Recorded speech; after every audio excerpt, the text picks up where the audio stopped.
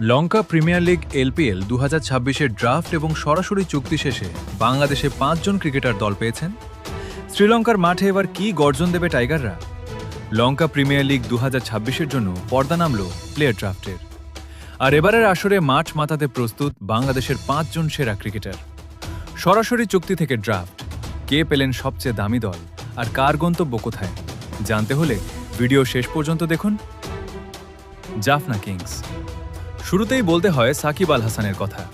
ড্রাফটের আগেই overseas icon হিসেবে সাকিব আল হাসানকে সরাসরি দলে নিয়েছে জাফনা কিংস। আর তার সঙ্গী হচ্ছেন আমাদের স্পিড স্টার তাসকিন আহমেদ, অর্থাৎ একই দলে খেলবেন সাকিব ও তাসকিন। গালে গ্যালান্স। এদিকে সরাসরি চুক্তিতে ওপেনার লিটন দাসকে দলে ভেড়ায় গালে গ্যালান্স।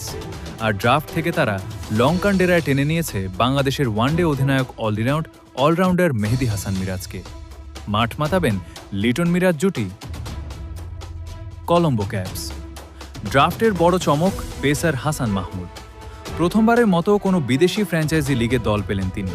এই ডেথ ওভার স্পেশালিস্টকে দলে নিয়েছে কলম্বো ক্যাপস। তো 17 জুলাই থেকে শুরু হতে যাওয়া এই লঙ্কান উৎসবে আপনার বাজি কোন দলের ওপর? সাকিব তাসকিনের জাফনা নাকি লিটন মিরাজের গালে? জলদি কমেন্ট করে জানান। আর ক্রিকেটের সব আপডেট পেতে এখনই ফলো ও সাবস্ক্রাইব করুন।